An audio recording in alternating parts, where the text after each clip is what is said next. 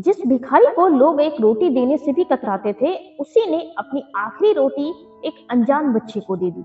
लेकिन सालों बाद वही बच्चा उसकी किस्मत बदलने लौट आया। सड़क के किनारे बैठा एक बूढ़ा भिखारी हर दिन भीख मांगता था। उसके फटे कपड़े और थकी आंखें देखकर लोग बस नजर फेर लेते थे। कोई उसे दया से देखता, कोई उसे ताना मार देता, काम क्यों नहीं करता। एक ठंडी और सुनसान रात थी। हवा इतनी तेज चल रही थी कि शरीर कांप जाए। उसी रात एक छोटा बच्चा रोता हुआ उसके पास आकर बैठ गया। मुझे बहुत भूख लगी है। भिखारी के पास उस दिन सिर्फ एक ही रोटी थी, वो रोटी जो उसने पूरे दिन की मेहनत से जुटाई थी। वही उसकी आखिरी उम्मीद थी।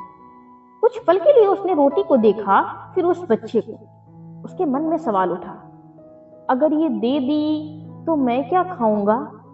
लेकिन अगले ही पल उसने बिना कुछ सोचे वो रोटी बच्चे के हाथ में रख दी। बच्चा जल्दी जल्दी खाने लगा, जैसे उसे डर हो कि कहीं कोई छीन न ले। उसके चेहरे पर सुकून देखकर भिखारी हल्का सा मुस्कुराया और उस रात खुद भूखा ही सो गया। समय बीतता गया। वो बच्चा बड़ा होकर एक दिन सफल इंसान बन गया, लेकिन उसने उस रात को कभी नहीं भुलाया। एक दिन वो उसी सड़क पर वापस आया, वही पुराना फुटपाथ और एक कोने में बैठा वही बूढ़ा भिखारी। अब वो बहुत कमजोर और बीमार हो गया था।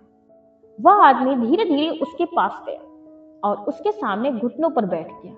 बाबा, आपने मुझे पहचाना? भिखारी ने कमजोर आवाज में कहा। नहीं बेटा। आदमी की आंखें नम हो गई। मैं वही बच्चा हूं जिसे आपने अपनी आखिरी रोटी दे दी थी।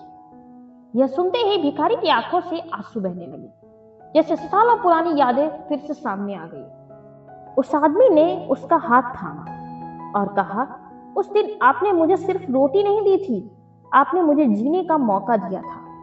वह उसे अपने साथ घर ले गया, उसका इलाज करवाया और उसे वो इज्जत और प्यार दिया जिसकी उसे हमेशा से जरूरत थी।